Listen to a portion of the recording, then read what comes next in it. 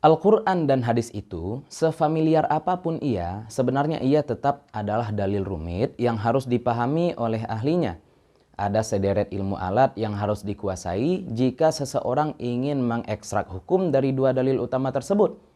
Belum lagi penguasaan terhadap dua dalil utama lain, yaitu ijma' dan qiyas, serta dalil-dalil turunan lain seperti istishab, al-akhdhu bil aqal, dan seterusnya. Namun, era penerjemahan Al-Quran, hadis, dan literatur Arab lainnya, mau diakui atau tidak, telah membuat sebagian awam yang jelas bukan ahli ijtihad, merasa mampu untuk menyimpulkan hukum dari beberapa dalil yang ia dapat. Parahnya, hukum itu disimpulkan secara naif tanpa proses ijtihad mu'tabar. Sebagai contoh, semua perintah dipahami sebagai tanda wajibnya perbuatan, sebaliknya semua larangan dipahami sebagai tanda haramnya perbuatan. Pertanyaannya, apakah memang sesimpel itu menyimpulkan hukum wajib dan haram? Sebelum lanjut menonton, jangan lupa klik like dan subscribe. Kita bisa saja membahas hal ini dengan memaparkan lembaran-lembaran kitab usul fikih terkait al-amru wan nahyu. Namun untuk video singkat ini saya lebih suka memaparkan beberapa contoh yang menunjukkan bahwasanya ijtihad itu tidak sesederhana perintah menjadi wajib dan larangan menjadi haram. Contoh, Nabi Shallallahu Alaihi Wasallam bersabda kepada Mu'az bin Jabal radhiyallahu anhu, "Ya Mu'az, wahai Mu'az, wallahi inni la uhibbuk." Demi Allah, sungguh aku mencintai kamu. Thumma usika ya Mu'az, kemudian aku beri engkau wasiat, wahai Mu'az, la tada'anna fi duburi kulli salatin taqul, jangan sekalipun engkau tinggalkan setiap selesai sholat untuk membaca doa, Allahumma a'inni ala dzikrika wa syukrika wa husni ibadatik. Ya Allah, bantulah aku atas mengingatmu, mensyukurimu, dan menyembahmu dengan baik. Jelas di dalam hadis tersebut, Nabi memberikan larangan kepada Mu'az, jangan pernah sekalipun meninggalkan sebuah doa, yaitu Allahumma a'inni. Pertanyaannya, apakah berdosa jika Mu'adz ataupun kita yang juga sama-sama umat Nabi Muhammad SAW tidak membaca doa tersebut setelah sholat? Tentu kita sepakat bahwa kalaupun doa tersebut tidak dibaca, kita tidak akan dapat dosa sebab kita paham bahwa larangan Nabi di dalam hadis ini konteksnya adalah sebab cinta beliau kepada Mu'adz, sehingga beliau memberikan sebuah ibadah bonus, bukan tambahan beban. Larangan ini sifatnya anjuran, dalam bahasa Arabnya disebut ghairu jazim, sehingga meninggalkan doa tersebut meskipun dilarang oleh Nabi, hukumnya tidak haram namun makruh. Tidak berdosa meskipun rugi tentu saja. Nabi juga pernah memberikan larangan, la yamassu ahadukum dzakarahu biyaminih. Janganlah seorang kamu menyentuh zakarnya dengan tangan kanan. Meskipun Nabi melarang menyentuh zakar dengan tangan kanan, tentu kita juga sama-sama tahu bahwa Nabi menyampaikan bahwa zakar itu adalah bagian tubuh kita juga.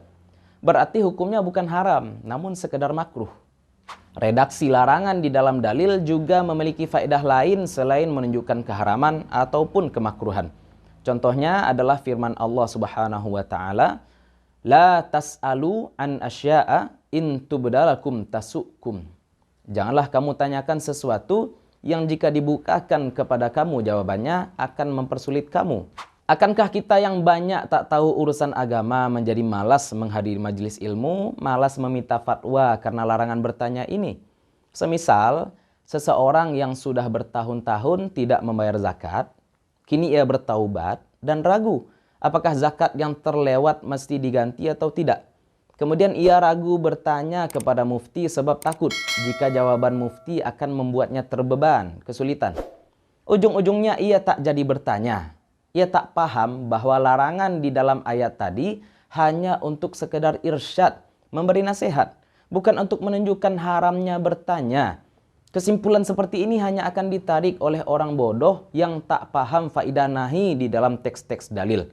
Tentu berbeda dengan para ulama yang mampu mengkomparasikan larangan di dalam ayat tersebut dengan dalil-dalil perintah untuk menuntut ilmu ataupun perintah bertanya kepada ahli. Bukankah Allah sendiri yang memerintahkan? Fas'alu ahla dzikri in kuntum la ta'lamun. Coba sekarang perluas bacaan, maka kita juga akan temukan larangan Nabi Shallallahu Alaihi Wasallam untuk memakai sandal sambil berdiri, duduk di jalan-jalan, minum berdiri, makan dengan tangan kiri, dan seterusnya. Lalu bandingkan dengan contoh-contoh yang sebelumnya telah kita sebutkan.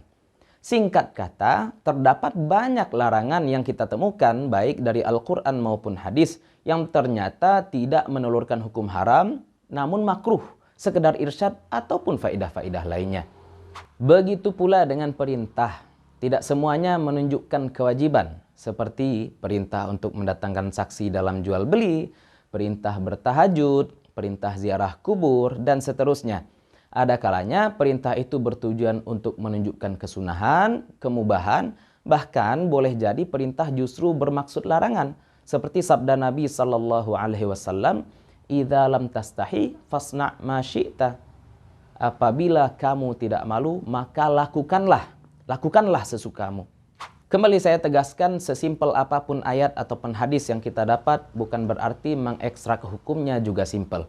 Terdapat banyak perangkat yang dibutuhkan, mulai dari pemahaman mendalam terhadap dalil itu sendiri, pun juga membandingkannya dengan dalil terkait lainnya.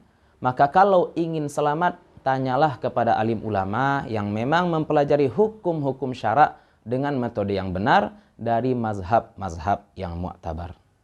Wallahu ta'ala a'la wa a'lam, wallahul muwaffiqu ila aqwamit thariq, fastabiqul khairat. Wassalamualaikum warahmatullahi wabarakatuh. Jangan lupa subscribe, like, komen, dan share. Semoga bermanfaat.